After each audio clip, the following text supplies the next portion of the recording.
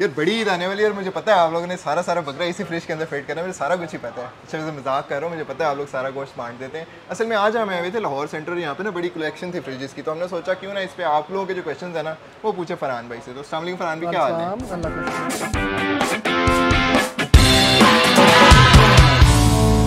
Fridge जो आपने ना बड़ी कलेक्शन लगाई हुई है, तो सबसे पहले तो मुझे बताएं कि जो बहुत बड़े साइज़ की भी हैं और छोटे साइज़ की भी हैं, तो बंदे को कौन सी लेनी चाहिए? मतलब अक्सर लोग कहते हैं ना कि बड़े साइज़ की फ्रिज ले लें, थोड़ा उसके अंदर सामान ज़्यादा आ जाता है। तो अगर आपकी फैमिली छोटी है तो आपको किस साइज़ की फ्रिज रिकमेंडेड है? 2 लोगों के लिए, 4 लोगों के लिए?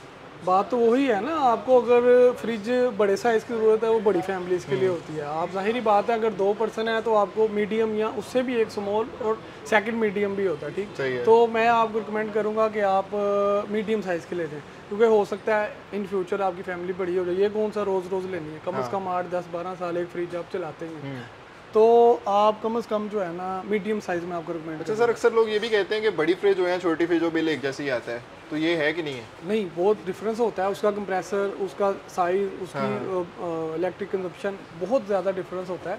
ऐसे नहीं होता कि आप 1 टन का एसी ले लें या 1.5 टन का ले लें, दोनों की वो इलेक्ट्रिसिटी या बिजली उसकी सेम हो, बहुत डिफरेंस होता है कंप्रेसर में, वाट्स में, तो बिजली का फ़र्क आता है। और एक सिंपल फ्रिज होता है, एक होता है इन्वर्टर।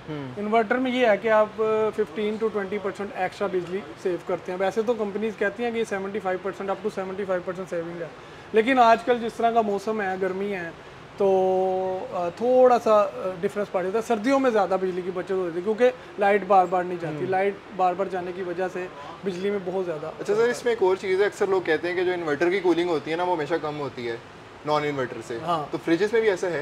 ये बिल्कुल ऐसे ही है। क्यों? उसका फ़र्क ये है कि जो सिंपल फ्रिज होती है ना उसमें कूलिंग ज़्यादा होती है। वो लाइट जाने के बाद भी ये आपको 100 घंटे बैकअप देगा। और इन्वर्टर जो है ना वो 2 घंटे में, 3 घंटे में अगर आपकी लाइट चले जाती है, जो यूजुअली आजकल जा रही है नॉर्मली, तो उसमें वो इतनी कूलिंग ना होने की वजह से वो सारी मेल्ट हो जाती है, तो इस वजह से फिर बिजली में बड़ा फ़र्क है। तो सर एक और बात बताएं कि ट्रेंड आता है ना, पहले आपको पुराने टाइम में डॉलेंस बहुत ज़्यादा चलता होता था, फिर बीच में कोई और आ गए, तो आजकल सबसे बेस्ट सेलिंग कौन सा है और सबसे रिलायबल कौन सा ये फ्रिज वगैरह है?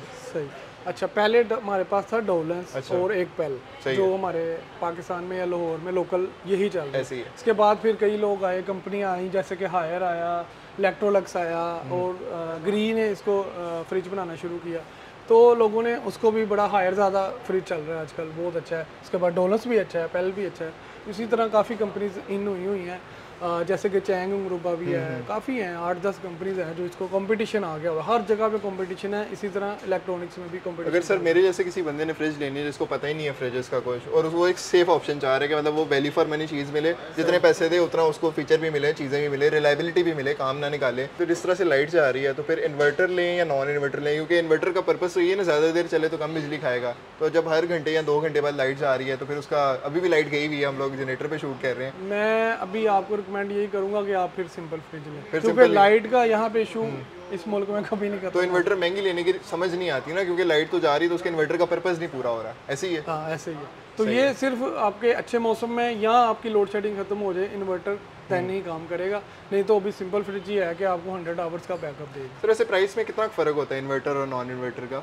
कोई साइजेस का फ़र्क होता है। आप लार्ज साइज़ का ले लें, लार्ज हम दोनों के लार्ज को कंपेयर करते हैं, वही 15 से 20 हज़ार का, 15-20 हज़ार रुपये का फ़र्क होता है। लेकिन उसकी ये है कि फिर वो आपको इलेक्ट्रिसिटी बिल में भी बड़ा फ़र्क आता है। सही है, उसकी बिजली का बड़ा फ़र्क होता है, अप टू 75%। अच्छा सर, एसी की तरह इसकी भी हर साल सर्विस करानी होती है या कोई गैस शैस का इसकी कितनी देर बाद बढ़वानी होती है? कोई इसके काम शाम में मेंटेनेंस होती है?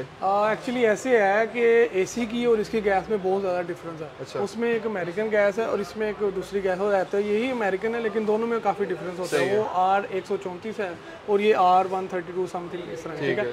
तो उसमें ये होता है कि अगर आपके घर के पास कोई नाली है, ये अपना नाले हैं, फैक्ट्रियाँ हैं, कोई ऐसी चीज़ें हैं, तो उसकी वजह से आपकी गैस लीक हो जाती है। अदरवाइज़ आपको जो इसकी सर्विस करानी पड़ती है ना, उसमें गैस हर मंथ, हर साल आपको चार्ज नहीं करनी पड़ती है, वो सिर्फ सफाइयाँ करनी पड़ती हैं, वॉश करना पड़ता है ताकि उसकी थ्रो ठीक हो जाए, और गैस तब चार्ज करनी पड़ती है जब आपकी कुछ पॉइंट कम हो जाए या 50% आ जाए, फिर चार्ज करनी पड़ती है। वो कूलिंग में डिफरेंस आता है, एसी आपका चलता रहता है।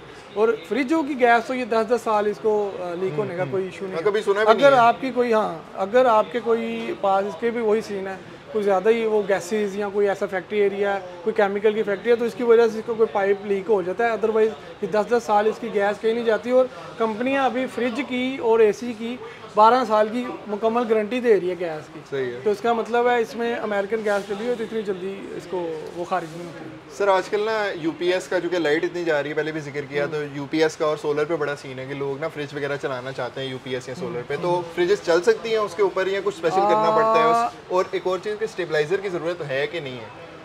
असल में अभी आप देख रही है इन्वर्टर फ्रिज है, सारी ही इन्वर्टर फ्रिजें भी और लो वोल्ट पे चलने वाली है, एसी भी लो वोल्ट पे चलने वाले बनेंगे। लो वोल्ट कम से कम भी आपके घर में आए ना तो 150 से कम नहीं होते हैं ज़्यादातर।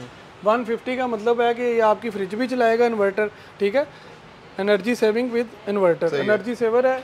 और ये इसकी आप इसको सोलर पे चला सकते हैं अगर आपका यूपीएस इस कैपेसिटी का है तो, जितने वाट का ये 2 बैटरीज पे चलती है फ्रिज? हाँ चलती है बिल्कुल, क्योंकि ये इन्वर्टर है, इसको लो वोल्ट चाहिए होता है, ठीक। और अगर आप सिंपल फ्रिज की बात करें तो वो आप जनरेटर पे चला सकते हैं। सही है। वो आपकी वो यूपीएस पे नहीं चलेगा, इन्वर्टर चलेगा। और कुछ फ्रिजें हैं जो लो वोल्ट पे चलने वाली अब आ चुकी हैं, क्योंकि बिजली के हालात ऐसे हैं, तो वो 150 वोल्ट तक भी चल सकता है। तो ये जो नई फ्रिजेस हैं लो वोल्टेज पे चलती हैं, तो फिर स्टेबलाइजर की भी ज़रूरत नहीं आएगी? नहीं, स्टेबलाइजर की ज़रूरत है, क्योंकि अगर ये लोड शेडिंग ना एकदम से आ गई चले गई, आपको पता है ये ऑन ऑफ, सिर्फ उसके लिए ज़रूरत है। अदरवाइज अगर आपकी लाइट इलेक्ट्रिसिटी ठीक है, बिजली नहीं आती जाती, तो इसके लिए आपको किसी वो ज़रूरत नहीं उसकी। सही है सर। कुछ मिथ्स भी हैं, जैसे कोई बंदा नहीं पहली दफ़ा फ्रिज लेता है ना, वो घर लेके जाता है, तो अक्सर लोग ये कहते हैं कि इसको फ़ौरन स्टार्ट नहीं करना है, इसको खड़ा रखो, थोड़ी देर इसकी गैसेज सेट हो जाएं, उसके बाद ऑन करना है, या इस तरह की कुछ लोगों के मिथ्स होती हैं। नहीं, ये भी एक फैक्ट है ना, हर चीज़ आप एक लेके जाते हैं उसको थोड़ा टाइम तो देना पड़ता है ना, एक प्रोसीजर होता है, मैं बताता हूँ। आप इसको लेके जाते हैं लिफ्टिंग में रखते हुए, चढ़ाते हुए, लिटा के लेके जाते हैं, रास्ते में 100 वाट कुछ भी हो जाता है, ठीक है। तो इसकी जो वो गैस होती है ना, इसके अंदर, उसके अंदर कंप्रेसर के अंदर एक ऑयल होता है, हम तो सिर्फ समझते हैं गैस है, उसके अंदर ऑयल भी होता है जो हर वक्त उसको चलाता है और राउंड करता है। तो वो जो उसका ऑयल होता है ना, वो इसको लिफ्टिंग के टाइम ना वो पाइपिंग में आ जाता है, जो इसकी राउंड पाइपिंग हुई है जिसमें कूलिंग करनी होती है, ठीक। तो वो पाइप ऊपर आ जाता है, तो वो चौक हो जाता है, चौक मतलब ब्लॉक हो जाता है। तो वो फ्रिज आपकी जाती है, आप कहेंगे ये मेरी तो फ्रिज ख़राब हो गई है। इसका प्रोसीजर यही होता है, आप घर जाके कम से कम इसको 2 घंटे रखें ताकि वो ऑयल वापस कंप्रेसर में जाए। इसको सेट करके रख दें, फिर आपने इसको 8 से 10 घंटे खाली चलाना है ताकि ये अपने आप को सारा एक बार ठंडा कर ले, चिल कर ले, सारी पाइपिंग कवर कर ले, फिर आप इसको यूज़ करें, 10 साल यूज़ करें, 12 साल यूज़ करें। अच्छा सर, अक्सर लोग ये भी कहते हैं कि जो आपकी फ्रिज वगैरह है ना, उसको हवादार जगह पे रखना चाहिए, जो कि मेक सेंस करती है ये बात, लेकिन हमने घरों में अक्सर फ्रिज दीवार के साथ होती है, अगर किचन में पड़ी हुई है तो वो बैग भी अलग गर्मी सी बन रही होती है। ये तो एक बड़ी कॉमन सी बात है। तो आप क्या रेकमेंड करते हैं इसकी लोकेशन वगैरह, इसका स्पेसिफिक होता है? अक्सर हमारे किचन रूम्स बंद ही होते हैं। हाँ जी। तो बात ये है कि गर्मी है, आपको भी हवा की ज़रूरत है, ये एक मशीन है, एक आला है, इसको हवा की ज़रूरत है। लेकिन अगर आपका कोई बंद किचन है तो जाहिर बात है उसमें एग्जॉस्ट लगा ही होगा ना, कोई कुछ तो होगा वेंटिलेशन। तो खैर ज़रूरी नहीं है कि आप इसको बाहर से, इतना मसला नहीं चाहिए, नहीं कोई ज़रूरत इतना नहीं है कि आपको बाहर ही रखना है, ठीक है, अंदर ही होते हैं इंडोर। सर अब बड़ी फ्रिज तो हमने कर ली है, जो छोटी फ्रिज है, मतलब अगर कोई बंदा बाहर रह रहा है, किसी दूसरे शहर के अंदर रह रहा है, या अगर उसको एक छोटी फ्रिज चाहिए कि उसके अंदर वो सिर्फ अपनी ज़रूरत की चीज़ें रखे, तो वो तो मैं भी चेक कर रहा था, वो भी इसके लिए शहर से दूर होना या अकेले बंदे के रहने का जरूरी नहीं। यहाँ पे अक्सर हॉस्टल के लोग, स्टूडेंट लोग हमसे ले जाते हैं, जो कुछ डॉक्टर ले जाते हैं जो यहाँ पे स्टडी करने आए हुए हैं। तो वो बिजली का अगर आप देखें, थोड़ी बिजली की भी बचत है, लेकिन हमने उनकी सहूलत के लिए कंपनी ने खास तौर पे छोटी फ्रिजें स्मॉल साइज़ की बनाई है, उसमें फ्रिज भी है, फ्रीज़र भी है, आपका मतलब टाइम निकाल देते हैं अगर आप फैमिली के साथ नहीं भी रहते हैं। लेकिन सर उसका सीन ये है कि जो छोटी फ्रिज है 40-45 हज़ार से कम भी बहुत मुश्किल है कि आपको एक छोटी फ्रिज भी मिले अच्छी।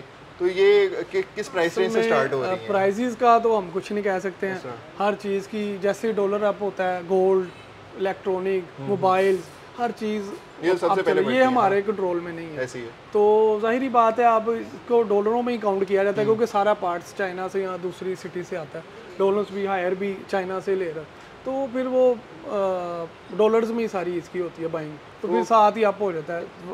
बाकी रेट बड़े हैं, छोटी फ्रिज है 40 से 45 हज़ार की, जो रूम फ्रिज है जिसे आप बोल रहे हैं स्टोर सिंगल डोर वाली, हाँ बिल्कुल, ये कोई 50 प्लस हो चुकी है।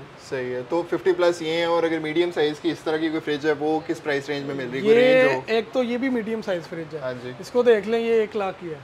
सही है। और यही फ्रिज अगर आप कुछ साल पहले चले जाएं, 1-1.5 साल ही, तो ये आपको 55-60 60 के राउंड मिलती थी, मिल जाती थी, और फुल साइज आपको 80 82 85 समथिंग में। इन्वर्टर ले रहे हैं तो 15,000 ऊपर डाल। ये अब आप समझ लें कि अगर आपने इन्वर्टर फुल साइज लेना है तो आपने 1,30,000 में लेके जानी है। ग्लास डोर या 100 ऑप्शन हैं।